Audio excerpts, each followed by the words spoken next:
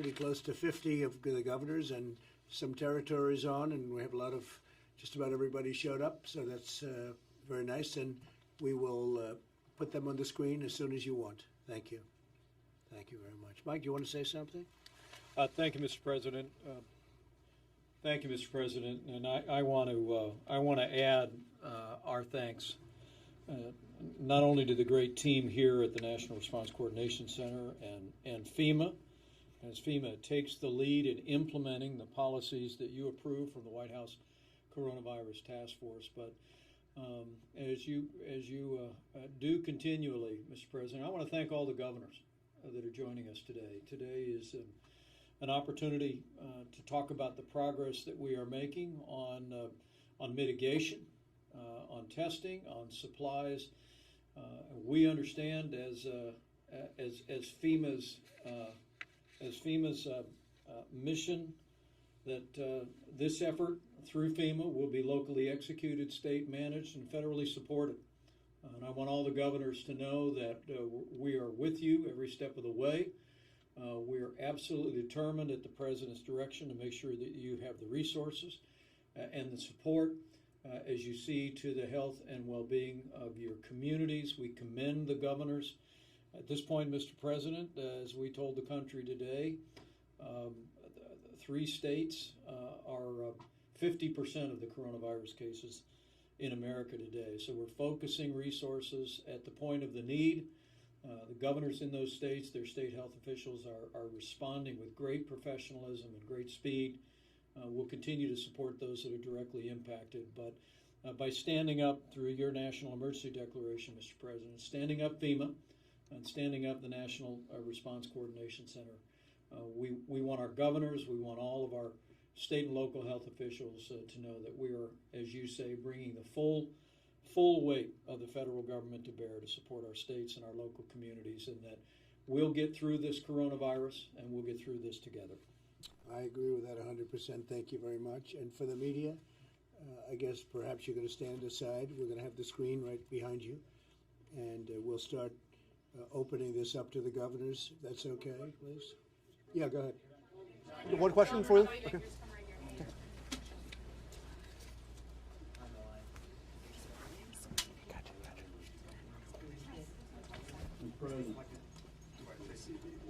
Okay, who is that speaking? Hey, this is Brian Kemp from Georgia, Mr. Hi. President. Can you hear me all right? I can hear you fine. Thank you, Brian.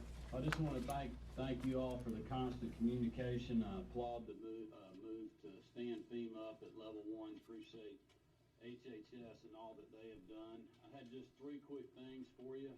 One, I just want to encourage you all to leave the directive for the National Guards with the governors. Okay. As you all know, I think we're on the front line of the fight, and Yep. We're in the fight with you. But I believe that we can best make those directives Good. based on what's going on in our state. I like that idea, Brian. That's done. I like it.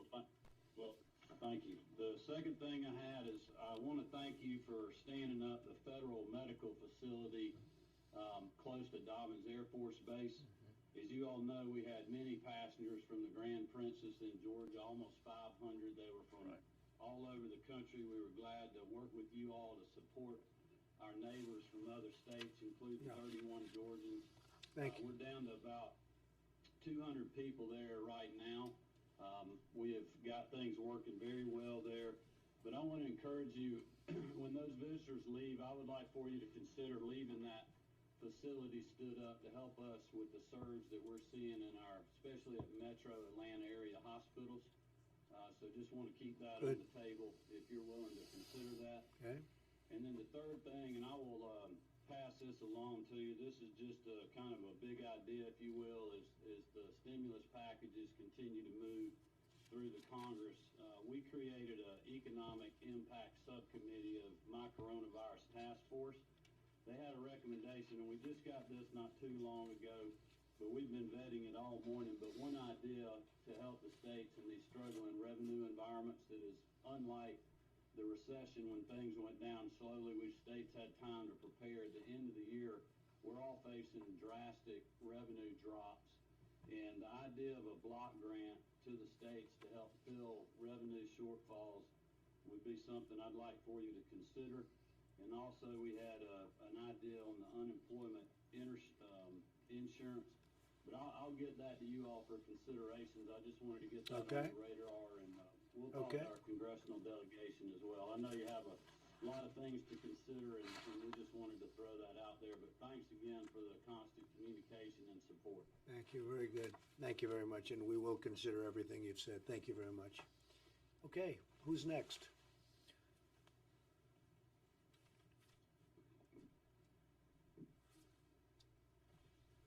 Next governor, please. Hey, this is Phil Murphy. You're looking well, Phil. You're looking well. Mr. President, so are you. Good to see you and the Vice President. Thank you for everything. Thank you. Just a couple quick points. We've had a really good week with FEMA, so I want to give them a shout out. FEMA Region 2 is helping us Good. set up testing. The Army Corps is actually visiting us in this building at 4 o'clock today to talk about repurposing facilities for more beds. So thank you for Good. that. Yep. We've had conversations with the VA in terms of backup medical support. Two areas. One, just in terms of where we're going to need some help. One is to underscore Governor Kemp's point on flexible block grants. Okay. Those will be important to us to allow us to continue to serve our people. And secondly, the Lord helps those that help themselves. I promise you, we're doing everything we can to get PPE. We're acquiring it. We're getting donations, but we still are going to need a big slug out of the strategic stockpile. So for all the above, many, many thanks. And so, Phil, try what you can, do the best you can to get what you can actually get.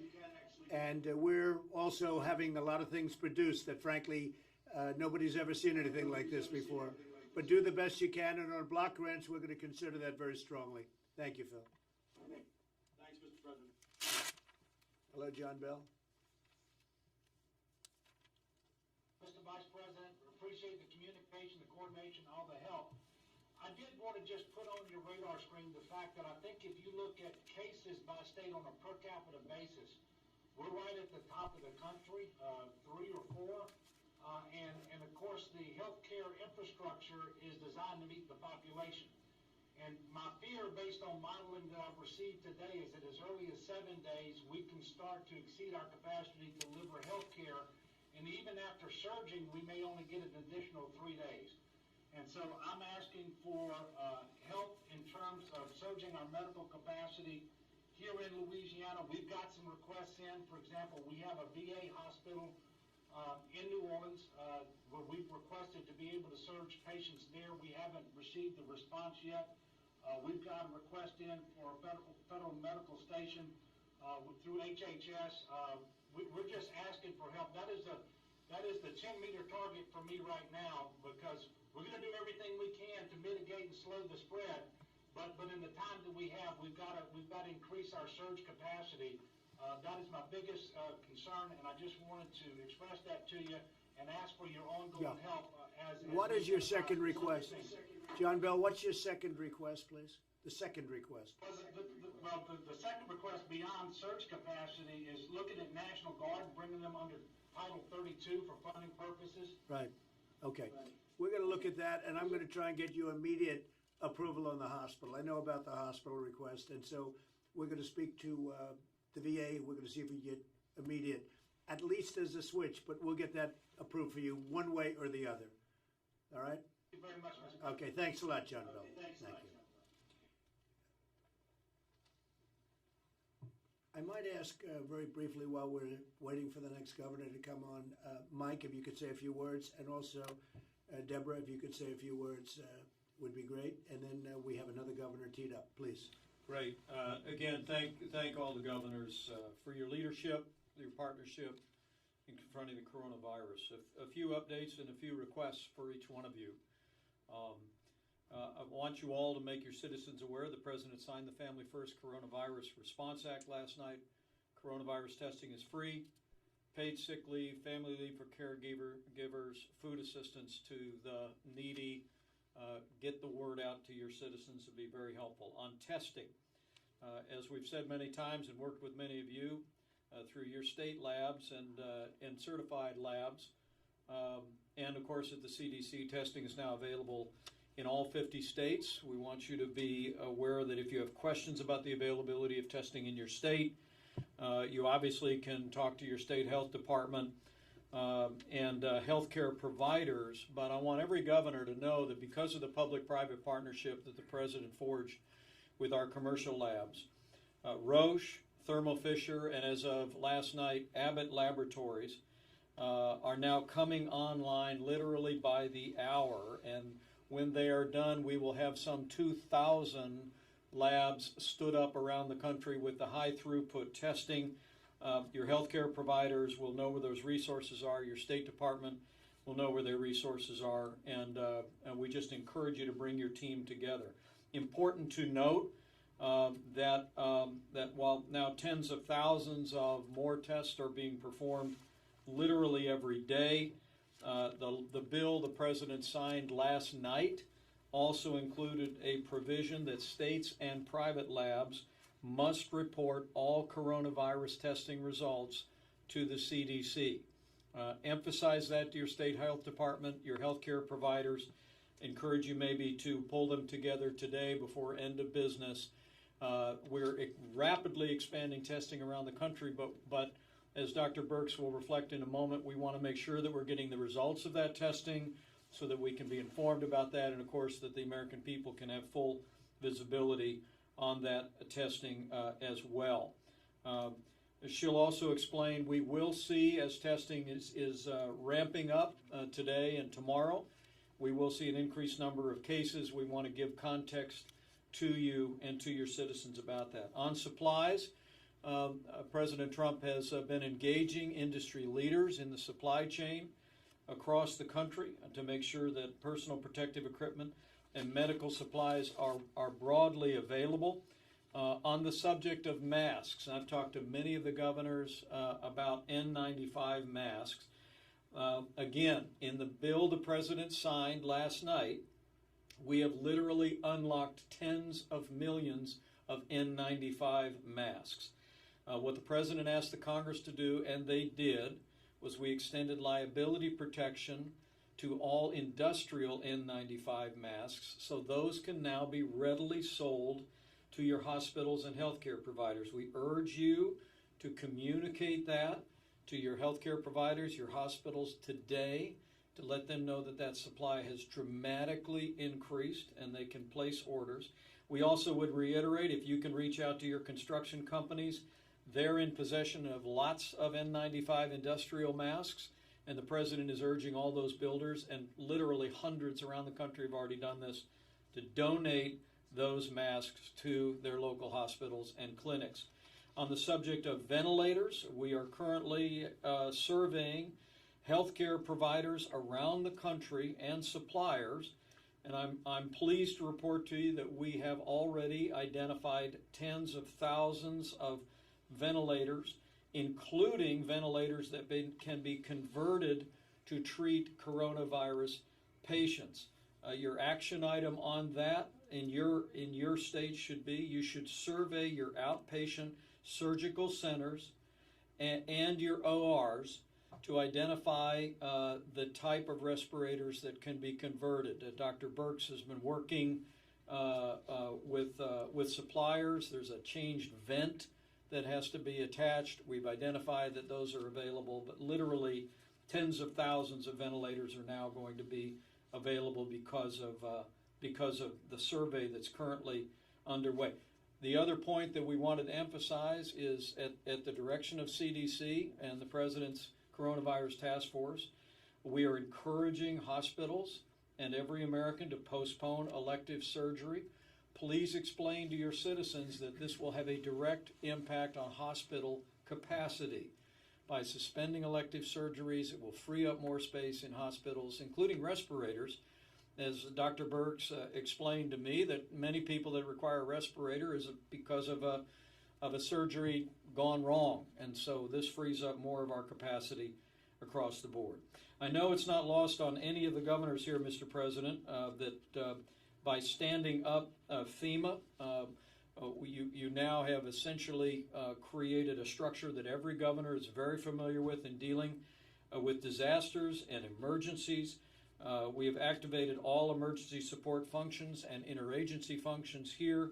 Pete Gaynor is here for comments and questions.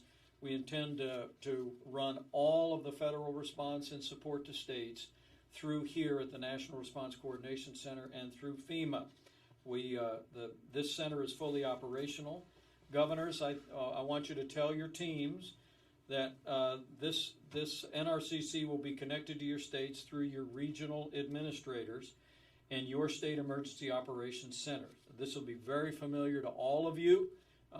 Any questions that you have, the only thing that I would ask on the President's behalf, if there are issues that arise in your state, begin with your regional FEMA administrator. Literally 20,000 people work for FEMA. You all know what incredible people they are, and they're ready to go to work your issues.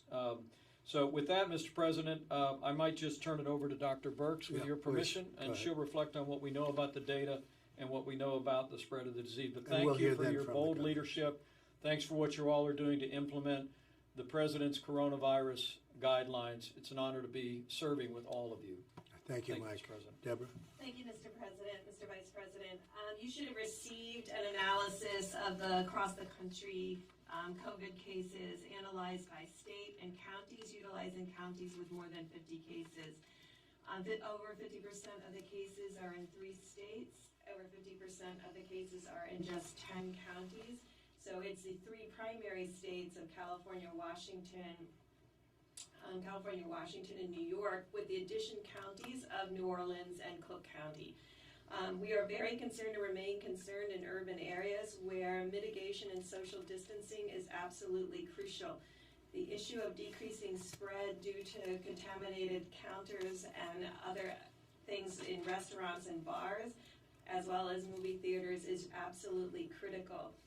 So I know you're concerned about your hospitals, but critically, you need to make sure that all elective medical and surgical procedures and dental procedures have been canceled, that PPE is being utilized and transferred to the parts of your state that need it the most, that you look at all elective surgery centers, those are your outpatient surgical centers, and that staff to be your surge capacity. Those ventilators can be converted to be utilized, anesthesia ventilators to be used as ventilators.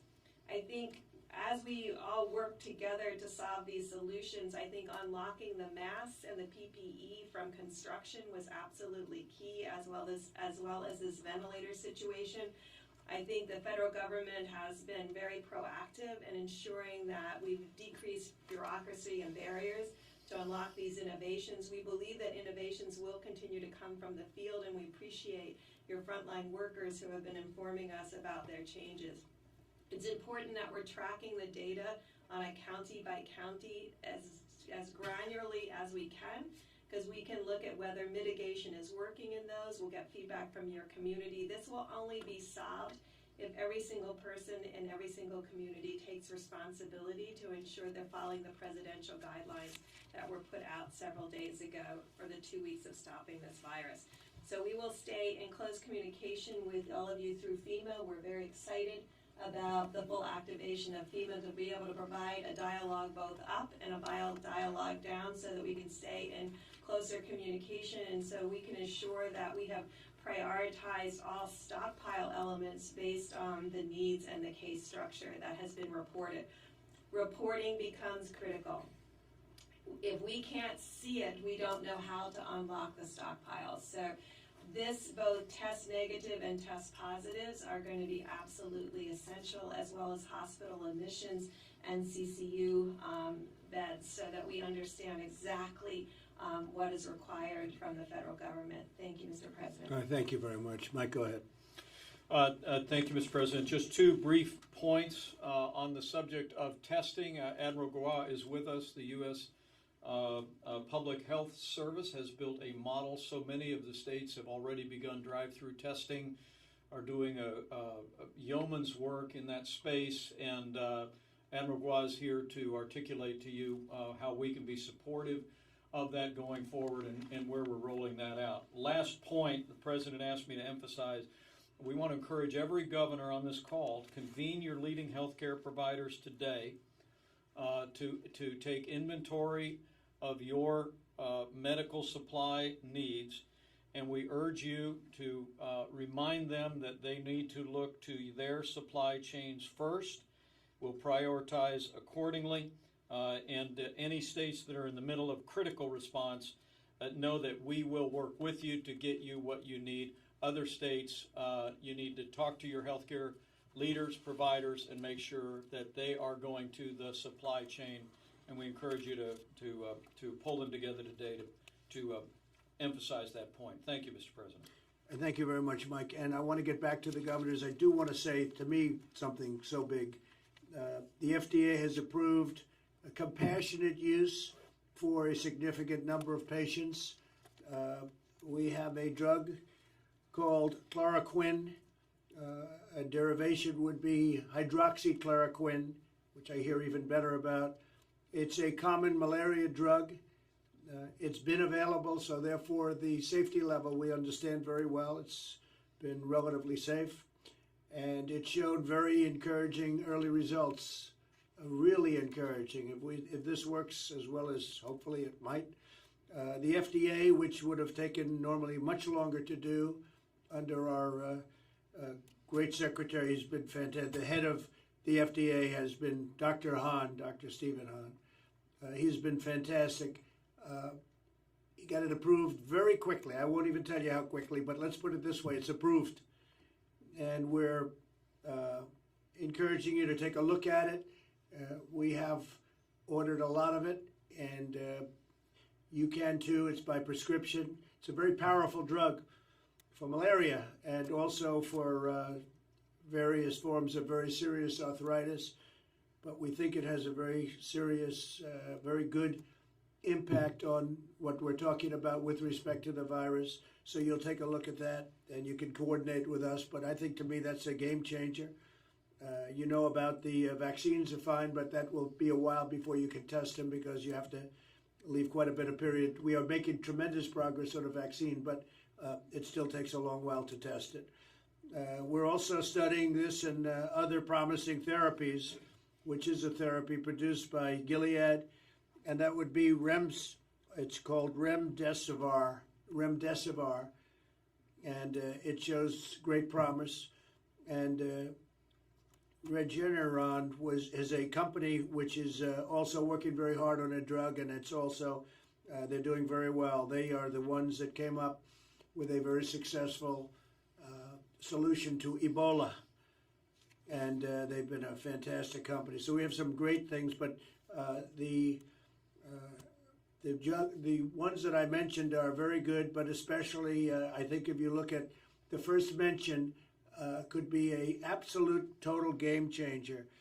And with that, I think we'll go back to this is by prescription, but states can issue it, and we have it approved by the FDA. And I think it's going to be something that will be very interesting to see. We're going to know very quickly, but we've had some very good tests, and it's been successful. So let's take a look. To me, that's probably the most important thing that anybody can say, if it works. But we have it approved for safety. And I want to thank the FDA for acting so quickly. It was incredible how quickly. This was something that would have taken years, and they got it done almost immediately, based on the past history of the drug. Thank you very much. Who is the next governor, please? Hi, this is Pete Ricketts in Nebraska. Hi, Pete. How are you doing, Mr. President? Thank you. Good. Thank you very much for all your leadership and the Vice President. Appreciate it. Absolutely, the key things we're hearing from people are around PPE and testing, so you're doing on the right track with that. We need to expand the access for those. I got 3 quick things to bring to your attention. One is reagents to process the test. So once, for example, somebody's been swabbed and we have a test kit, sending it to our lab, we're working to conserve the reagents, but I think some of my colleagues are actually out. So if you could put some attention in the CDC to how we can make sure we're getting reagents out to everybody so we can actually process the tests we're getting. Okay. That would be a key thing. Second thing, childcare. Following your directive from Monday, we've reduced those public groups to 10 people, but we need to pop up an alternative daycare, especially for our first responders, public, our health officials, anybody involved in public safety. So we need a waiver from the fingerprint requirement to be able to do that quickly. So I want to put that on your radar screen to be able to see if you can have somebody take a look at that. All right, get great. moving on that. Good. And then finally, guidance from on special ed from the Department of Education for the free appropriate education requirements.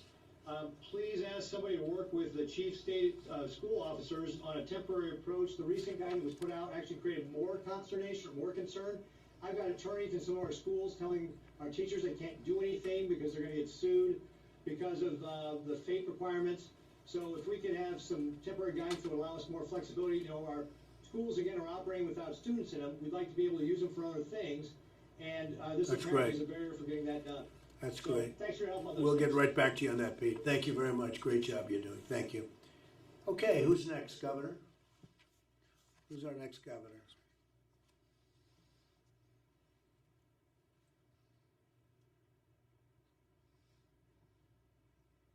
Next. Hey, Mr. President, Vice President, this is Governor Baker from Massachusetts. Hi. First of all, I want to thank you for signing the Family First Act. That will certainly provide needed resources to all of us. And I'll obviously echo the argument that other governors have made that more flexibility is better than less with Right. respect to additional federal support, just given the way we all work. I just have two things on the PPE issue, which obviously is a huge issue for all of us. The first is, could you talk a little bit about the guidance you're going to offer, or just give us some guidance on how the implementation of the Defense Production Act is going to work with respect to trying to man up and generate additional capacity around the PPE stuff? And then the second thing, and I'm not quite sure what to do with this, so I'm just going to throw it out there for you. We took very seriously the push that you made previously on one of these calls that we should not just rely on the stockpile and that we should go out and buy stuff Right. and put in orders and try to create pressure on manufacturers and distributors.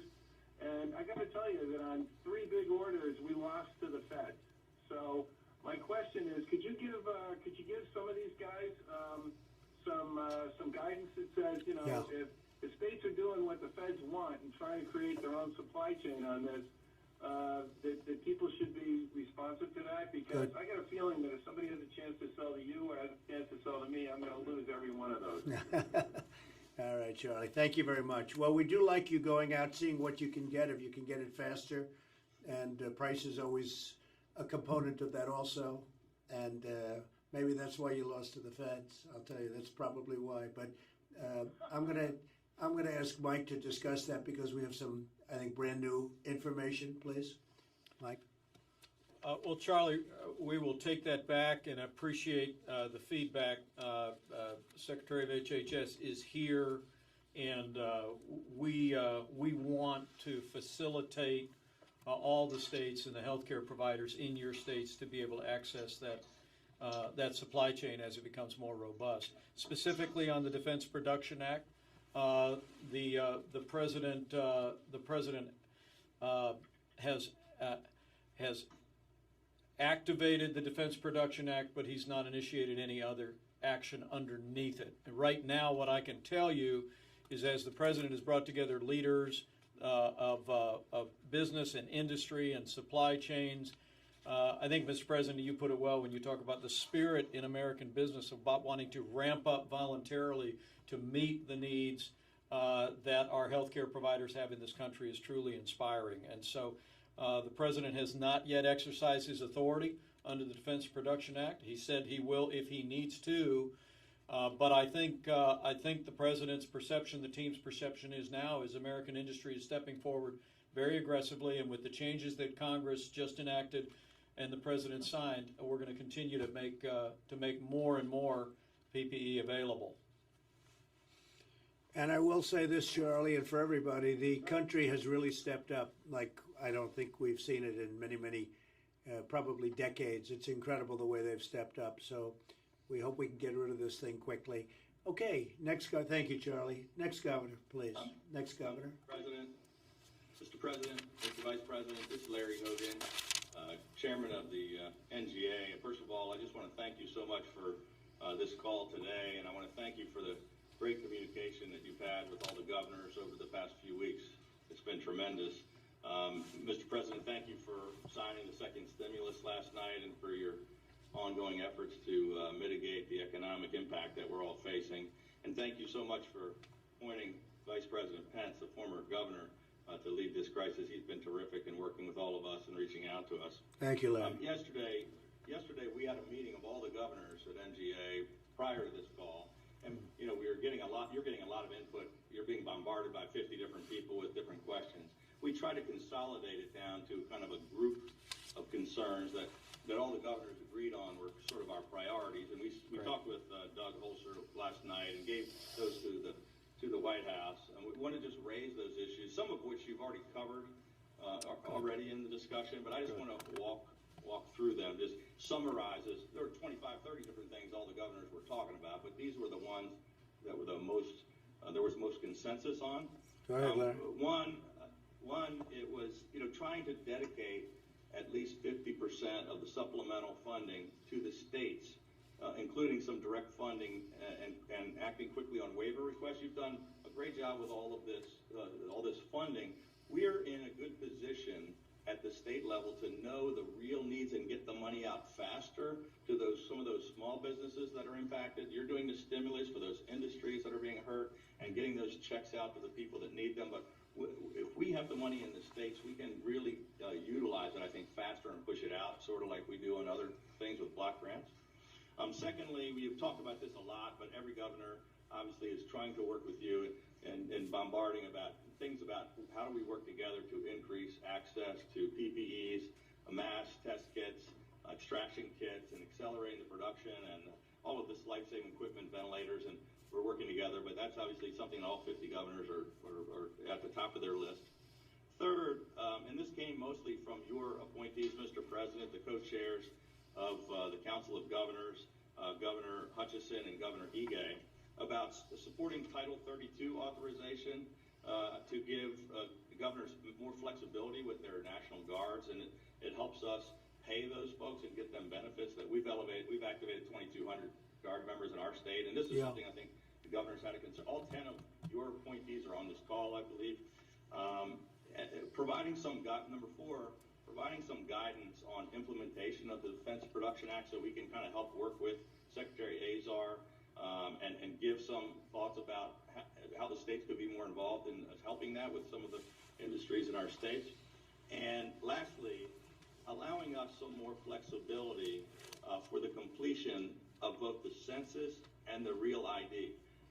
Because we're trying to not force people into like our MBAs. We've waived licensing requirements, so we don't have people trying to get renewals of licensing, and yet real ID requires us to get all these people in there by October 1st. So those are kind of five little things that all the governors want to address, some of which you've talked about. And I just want to, again, thank you.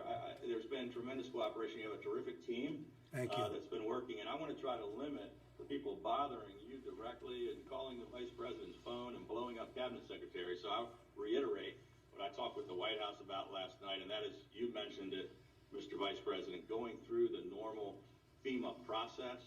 It's great that you're being so willing to help governors personally, but I think things will happen better if you go through FEMA, your regional FEMA coordinators, and you got more people addressing these issues. But that's a summary of it. I just throw it out there, so thank you for maybe others on the team can touch on it. Well, thank you, Larry. And I think the FEMA is going to go great. We've done so much work with FEMA.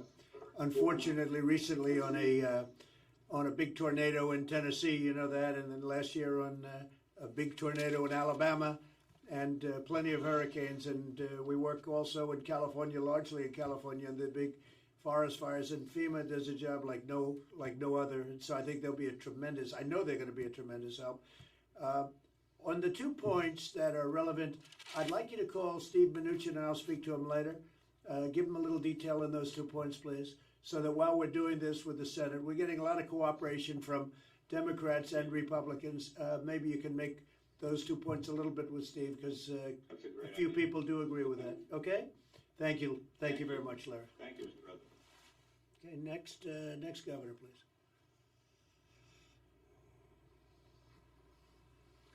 Mr. President, if I might, before the next governor speaks, I might, with your permission, Pete Gaynor could give us a couple minutes. I think Governor Hogan, we appreciate your affirmation of the President's decision to stand up FEMA's National Coordination Response Center and to have all the state requests and resources funnel through a very customary system here at FEMA. But, Mr. President, with your permission, Yes, have Pete please. reflect. Pete? Sir, Mr. President, Mr. Vice President, welcome to the National Response Coordination Center. And as the Secretary and the Vice President yourself have announced previously, FEMA is the leading federal operations, or is leading federal operations on behalf of the White House Coordinated Task Force, who oversees the whole of government response to the pandemic. Like all of you, we are prepared to do this for the long duration, for the long haul. The health and safety of our employees and the American people is my top priority. As of this morning, the HHS Crisis Action Task Force and other federal partners have fully integrated into the operations base here at FEMA's National Response Coordination Center. Additionally, all 10 FEMA regional response coordination centers around the country have been activated to support ongoing response efforts in each of your respective states and regions. Currently, there are 50 states, the District of Columbia, 5 territories, and 1 tribe that have opted in and have received the 501(b) emergency declaration for COVID-19. In support of this, FEMA's primary goal will be to ensure you have the resources that you need. This is what FEMA needs from everyone. The FEMA regional administrators will continue to coordinate closely with you and your teams to determine the type and level of support you need as you continue to respond to this dynamic threat. Like all emergencies, response is most successful when it is locally executed, state managed, and federally supported. And we cannot stress this enough. At the state level, it is important that your emergency management and public health teams are linked together.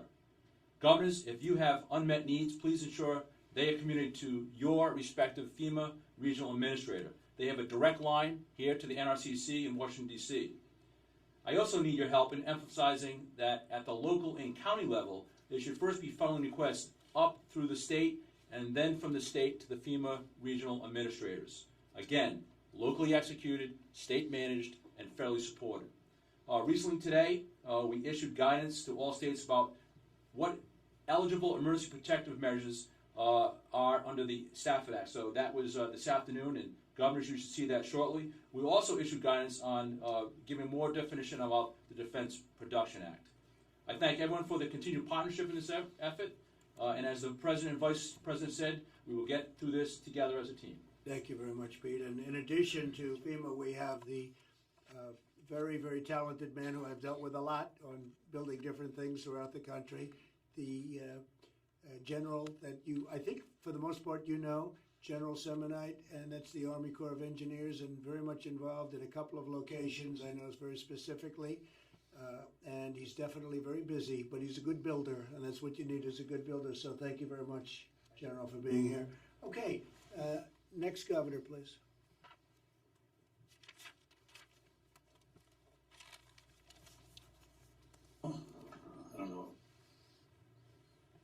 Good afternoon, Mr. President. It's Gina Raimondo from Rhode Island. Hi, Gina. Hi.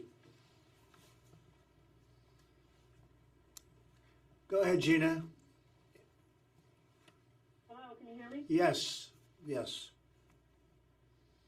Hi, sorry about that. Good That's afternoon, Mr. President and Mr. Vice President. I also want to echo what others have said and add my gratitude for your transparency, and especially the Vice President, who's been very gracious and generous with his time and getting on the phone with me a few times. I very much welcome the opportunity to work with FEMA, and I know we're in good hands because prior to coming to D.C., Pete Gaynor was my EMA director here, so you picked a fine man. That's and good. It gives me to hear his voice on the line. That's great. I agree with everything that's been said. I want to just add a few other points. One is we are following your direction and asking our hospitals to suspend their elective surgeries for all the reasons you've asked us to do that. That is, however, an incredibly important source of revenue for these hospitals and profit. So as you are putting together the next round of stimulus, I would ask you please to consider direct and sizable stimulus to our hospitals, because they're really bearing the brunt of this. Okay.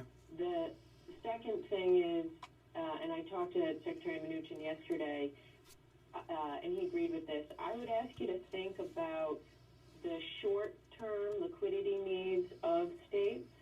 So as our revenue is falling off a cliff, we may need to access the capital markets for kind of bridge financing to deal with short-term liquidity.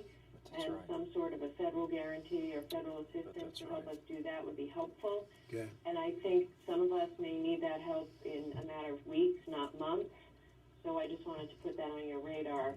And then I fully support what has been asked for as it relates to block grants, because all of us are on the ground and need some flexibility to quickly react to the needs of our small businesses who, these guys are really struggling, and we're all going to have to do our best to help them. So thank you. Thank you. And by the way, thank you for having these calls. Incredibly helpful, and I appreciate it. Thank you, Gina, very much. Appreciate it very much. And we'll look into all of those points very strongly. Thank you. Gary, please, go ahead. Am I on? Hi, this is Gary Herbert, Governor of Utah. Thank you very much, Mr. President, Mr. Vice President. Let me add my amen to all that's been said heretofore. We appreciate the work that's being done, and the suggestions and what we're learning from each of the states is helpful as we look at best practices. One of the things I'd like to just suggest is that we hear a lot of what we can't do. There's a lot of gloom out there. People are uncertain. They're afraid. But we need to bring some certainty, if we can, to when this is going to be end. How long have we got to tread water here? The stock market is in kind of a free fall. And yet, as we look at least in my state of Utah, I think around the country, the economy is still doing pretty good. We need to start talking about what we can do. There are things we can do. There's best practices. What we can do is workarounds. And probably we need to hear from our people in the hospitality industry about what could they do with their restaurants, maybe meeting in small groups and still be able to keep people safe from the spread of this flu rather than total shutdown. So I'd like to hear more about what we can do. For example, I know this will, you agree with this, Mr. President, golf is a great recreation, a great activity where we have very few people in a large open space. Our golf courses ought to be a place of recreation. We probably have park areas we can go out there and recreate with our families and still have a normalcy to our lifestyle. So it's not just what we can do, but what we can do and what we can find from best practices to see what we can do to adapt, innovate, and be able to succeed during this troubled time. So I'd like to hear more optimism to give us hope and confidence in the future, which I think will translate to the public. Good. I think you're right 100%, and I think we're going to have we're going to be a rocket ship as soon as this thing gets solved, as soon as we beat the invisible enemy. It's an invisible enemy, and it's been vicious. It's in over 140 countries, if you can believe that. 140 countries, so it moves fast. It's very contagious, but we've really stepped up, and a lot of good things are going to happen. And one of the reasons we're doing the packages that you're hearing about, reading about, and know about is the fact that we think it's going to come back really fast. I think we're poised to come back very, very fast, but we have to get rid of this, and we will get rid of the virus, and hopefully it'll be sooner, far sooner rather than later. Thank you very much, Gary. Appreciate it. Thank you. That's great. Next governor, please.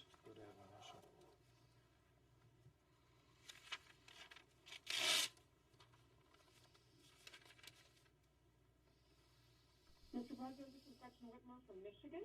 Hi, Gretchen. I'd like to be on the call with you. I want to thank you for the policy on the Canadian border. Michigan relies on a lot of medical care professionals coming across that border, and so grateful that it was a thoughtful policy. Good. And, you know, I'm not going to waste your time echoing all the comments my colleagues have made, though I see the wisdom, and I'm grateful that they've made them. I wanted to just quickly touch on the auto industry. Obviously, coming from Michigan, my colleagues across the country also have serious investments from the auto industry, and we're concerned about liquidity up and down the supply chain and all of the great people that have made the backbone of our economy hum for so long. And I'm just hopeful that as conversations happen around industry, and we will keep this important sector front and center, because we are concerned about ensuring that they have got some paths out and back to prosperity as well. Well, thank you very much. You're right, 100%. We're watching the auto industry very much. We're going to be helping them out at least a little bit, and they've sort of requested some help, and it wasn't their fault what happened. So we'll be taking care of the auto industry, and I appreciate it very much, your comments. Thank you. All right, next governor, please. Thank you.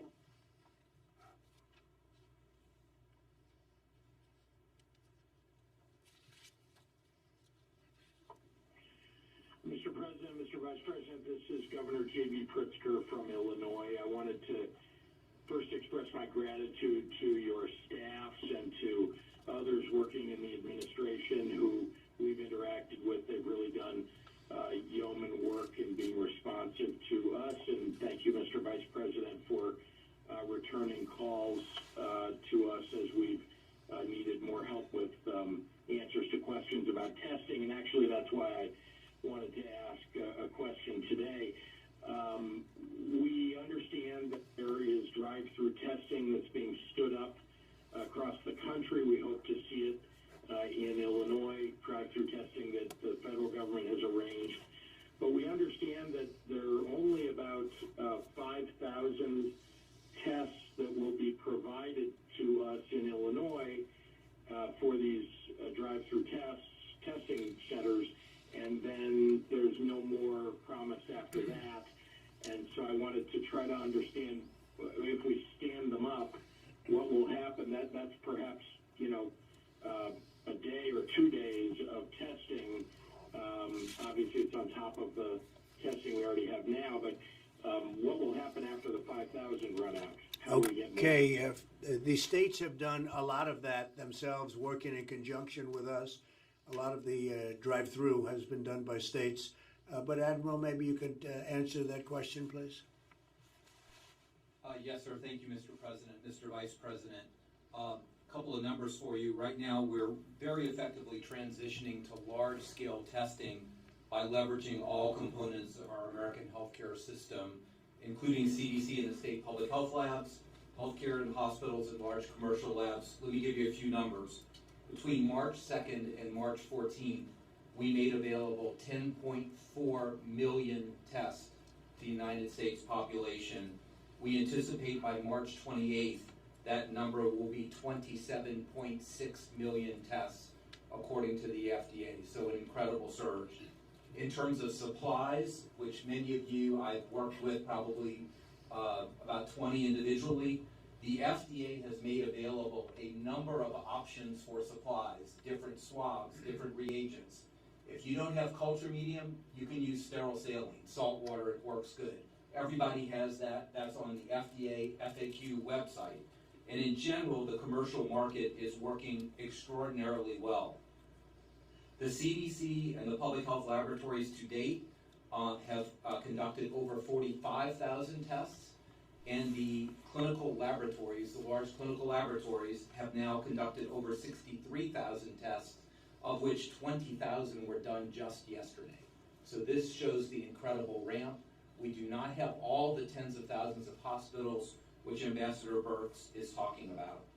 I wanted to highlight one, before I get to your question, that the approval by Abbott, the approval by the FDA of the Abbott testing system is very important to your hospital systems, because it spans a little bit of a gap between what's done at your state lab and what's done at the large commercial laboratories. There are about 175 of these systems throughout the country. 150,000 tests were released yesterday, with about 1 million more coming over the next week. These are in 175 of your community hospitals and academic medical centers, VA medical centers, and they can do about 500 tests per day within your hospital system. Now, in terms of the drive-through, this is the last part. We are standing up 47 sites in 12 states according to the state needs. We asked through the FEMA regional administrators for what you need and how we can support you. Some states need very little support. Some states need significantly more support. Only 1 week after we started, we will have several starting today, and likely more than a dozen starting tomorrow. And to be very clear, we gave the initial allocation based on what your state told us, but we want you to work through your FEMA system. We have plenty of tests on the backside. We have plenty of supplies on the front side. Work through your FEMA administrator to give your requirements, and we will bring those back through the FEMA system to meet them. There's been great demand and great enthusiasm among the states for these drive-through centers, primarily for healthcare workers, and we want to support you. We can certainly provide more than 5,000, but we didn't want to give away so much at the beginning until everyone got set up. Thank you, sir. Thank you, General. Great. Well, we're going to want to take advantage of the supplies that you're talking about, because the challenge out here is that while you all are providing test kits, we don't have, as you pointed out, the reagent, the swabs. We're having to go out on the market to find it, but it's being monopolized by this drive-through program that the federal government is doing. And we have drive-through that hospitals have stood up on their own, I might add. But the problem, again, is if we don't have reagent or the swabs, then we can't do more tests than we're doing today. The 5,000 that have been provided are being provided to Illinois for those drive-throughs are not enough going forward, and we really need, again, reagents and swabs in order for us to expand more rapidly. One last thing, our hospitals are doing just amazing work standing up, thank goodness, at their own testing capability, and of course our state labs too. But we really need this supply that the federal government has access to. We are competing with the federal government for. So all right, General, that shouldn't be a problem. Would you please answer that, because everything should be in very good shape? Would you answer that, please? It is absolutely not true that the drive-through centers are monopolizing the market. We use the swabs and the swab kits, not the testing kits. We get them through the commercial market. We use a very small percentage of them. When I was asked about shortages yesterday, I went right to the commercial market, got 200,000 and shipped them to the states that said they couldn't find them. So please look on the commercial market, because they are there. We will help you find them, or we will help you to access them. And again, if you send your requirements up through the FEMA system, we will work with your states to acquire them or assist you in any way. We're fully integrated into FEMA now. It's been great. In only 12 hours, we've got us all side by side. So we want to help you. We appreciate the enthusiasm, and there will be more than 5,000 available to you either through the commercial market or we will assist. In fact, last night we bought 250,000 swabs, and they got distributed all over the country to the various states and the states that needed them the most. So, JB, any problem, call me up, but there should be no problem with that at all. Thanks a lot, JB. Thank you, Mr. President. Thanks, JB. Next, Governor, please.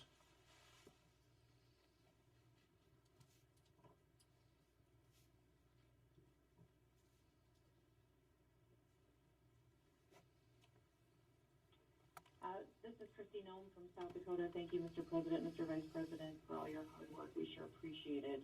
I want to tell you a little bit of my story, and I need to understand how you're triaging supplies. We, for 2 weeks, were requesting reagents for our public health lab from CDC, who pushed us to private suppliers who kept canceling orders on us. And we kept making requests, placing orders. The morning we would expect the supply, all of a sudden we get a cancellation notice, and we're working through all the set-up channels of the federal government to get it resolved until we ran out and were unable to process any tests in the state of South Dakota, because I have the only lab that is operating today. I have no commercial outside labs whatsoever. Then I find out this morning, after we had to get a little pushy with a few people, we ended up getting, thanks to the CDC, a shipment of reagents this morning and started testing again, which was good as the backlog was getting there, and we were only processing and able to start processing this morning the high-risk samples as well. Found out that one of my hospital systems received reagents when they haven't even been an FDA-approved lab and aren't even ready to start processing yet. So they've received what I was trying to get for 2 weeks when they're not even an approved lab, not even set up and running. And I'm trying to figure out how we're triaging supplies that we need, especially when I'm the only lab that operates in the state and we were going through the channels the correct way and using and searching and asking. I'm probably the one that my other colleagues were referring to that was asking for reagents from all of them for days. All right, we hear it. We got you, Chris. Trying to solve our problem. Very good. Alex, please, Forgive me, could you but respond to Howie, that? I just don't want to be not be a priority area because we're a smaller state or less populated. That will never happen to you, and it will never happen to your state. Okay, go ahead, please. No, absolutely, Governor. Okay. And The Governor. second thing I need is Governor, this is Secretary Azar. We absolutely want to make sure you get what you need there. There are many different reagents that can be used. So after this call, we'll get on with you to help make sure you're getting what you need. That hospital, I don't know how they got their supplies. They probably bought them on the open market. There's $1 trillion of open market supply. That's where most entities are buying. That's where hospitals buy their supplies from and states can buy from. But I'd encourage you first, please let that need be known to your FEMA regional director so that it goes into your normal process there. But given this special issue here that it's a CDC test, we're going to get on with your team right away after this call and we'll get that issue solved for you. Okay? There is tremendous supply. Deb, please go ahead. So what might have happened is Thermo Fisher got approved. There's Thermo Fisher labs in major hospitals in South Dakota, and I told them to prioritize states that had not received Roche commercial assays and did not have LabCorp or Quest or one of the others. So your hospital, I'm not sure what you mean they're not certified. If they have a Thermo Fisher platform, they are certified to run this assay under full FDA. So there will be a lot of commercial hospitals in your state that will have access to these commercial laboratories outside of the CDC tests. I understand about your state and local labs and them using, in your public health labs, using the CDC assay, but we're trying to strengthen your individual hospital's capacity where normal assays are performed for your public. Thank you, Christy. Thank you very much. Next governor, please. Yes, thank you, Mr. President. Thank you, Christy. Next governor, please. Can I just touch 2 other things, Mr. President? Go ahead. Go ahead. I think we got cut off. Next governor, please.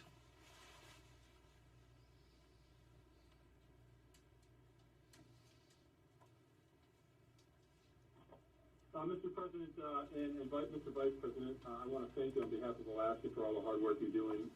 We're like other states. We're doing the best we can. I just want to reiterate the block rate concept, and then one last thing is the swabs. It's under your new order under the basically the Defense Act. If we can get those swabs going, it's going to help us tremendously up here. But that's basically the request. And again, we want to thank you very much for what you're doing, and our thoughts and prayers are with our fellow Americans and the rest of the state. Thank you, Mike. We'll take care of that immediately, very quickly. All right?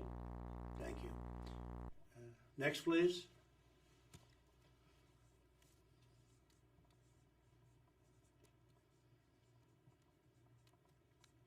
Mr. President, Mr. Vice President, it's Governor Lujan Grisham in New Mexico. Oh. Can you hear me? Yes. Hi. Hello. First, in the last call, I was very specific about needing contact with the Vice President and several of your cabinet, Mr. President. That happened in short order. In fact, the Vice President sent you Mr. Vice President was in touch with us immediately, Good. and it has in fact made a difference. I do want to maybe offer a suggestion, and then quickly I have two more questions, if that's all right, Mr. President. Go ahead. The suggestion is this. You're correct that as we are all working on getting private sector responses to any number of supplies and equipment that both enable and continue to stand up laboratory testing and personal protective equipment, it is also true that the supply chain does still get interrupted, even if that's not a purposeful response by the federal government or anyone else. It would be very useful, I believe, to governors, certainly to me, if I knew what the federal government was ordering, if you knew what every state was ordering, and what the expected deliveries are, and we could do that through FEMA, because in fact, these competitive issues, I do think, create real challenges for states. I've had the same situation. Swabs supposed to come from someplace get canceled. So exactly what Governor Nome is suggesting does in fact happen, and I think it's suppliers really trying hard to prioritize, but aren't all that effective at doing that. I think that's good. I think it's a good idea. Pete, we'll do it through FEMA. You'll coordinate that. So Pete is here. We'll do it through FEMA. That's the way we want to do it. Okay? What's next? Second, I want to also echo how important it is to deal with Title 32 and to be clear about what we're doing with our guards. I spoke with Secretary Esper, and we want to stand up a combat support hospital because one of my units has been deployed to Poland. We are working with him on that. I need that to happen as quick as we can. I just wanted to make a plug for that and let you know. And then the last two things quickly. Governor Kemp is right on about grants. In my opinion, you've already, Mr. President, authorized that we can use community development block grants carryover. That may be a very productive mechanism with all the federal relief that you're engaged in to push out to the states because we can stand up small businesses immediately. And I would certainly like to be in a position to do that. And last, but as critical to us, New Mexico has any number of labs. We're in actually a pretty productive position as long as we get the supply chain worked out from swabs to the reagents or the enzymes that we need to run them through our high-capacity machines. Mr. Vice President, I'm still waiting on that Roche machine, so if you could call me after this call. The others are coming online, and I need the Secretary for the Department of Energy, and he's wonderful, Willett, to give us permission to stand up our labs at our national laboratories. Right. If we get this done, we're doing as well as can be expected in this crisis, sir. Thank you very much. We'll get it done. Thank you very much. All right. We have 4 more governors. Thanks. Let's go. Who's next?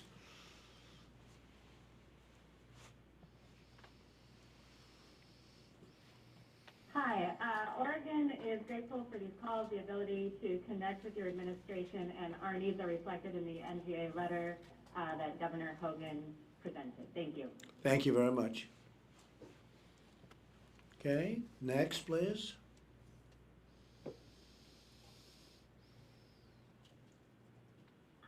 Doug Burgum from North Dakota, also Chair of Western Governors. Mr. President, Vice President, thank you for your leadership. We had a previous call, brought up the risk in tribal area. Yesterday, the White House held a tribal call. Over 900 people participated on that call. You pulled together with Lighthouse leadership, the leaders of the BIA, the Bureau of Indian Education, Indian Health Services. There's more money on the way, so thank you for your fast response.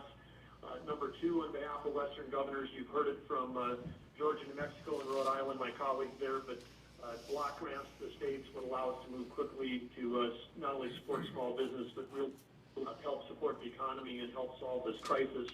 And then lastly, you made a commitment last week during this time of $25 WTI oil prices to fill up the petroleum reserve for the U.S. That will save billions of dollars. Great move. And again, thank you all for your leadership. Thank you, Doug, very much. Thank you. Okay, next, please.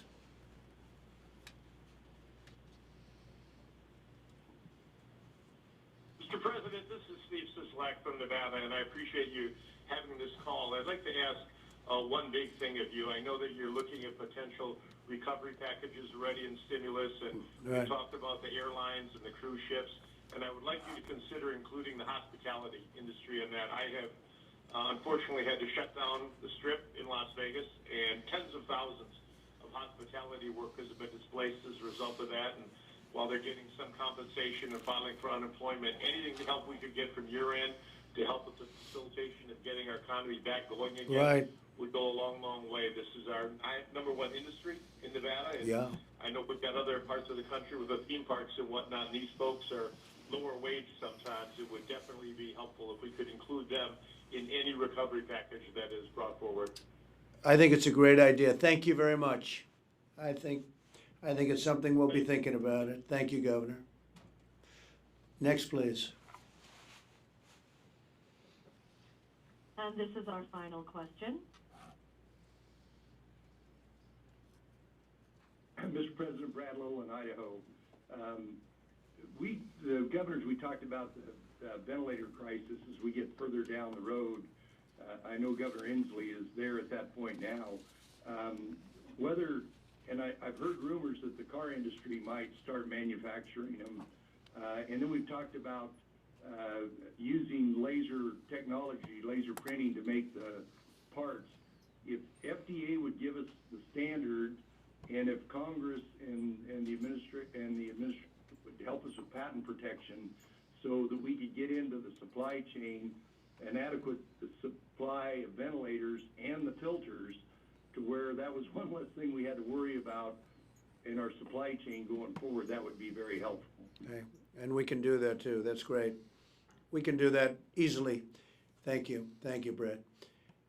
Well, ladies and gentlemen, thank you very much. It's been an honor to be with you. We'll do this probably often until this gets solved.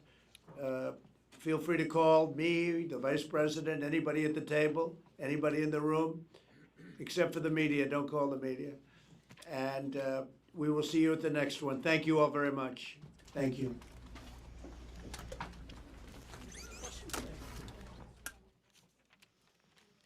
Thank you, everybody.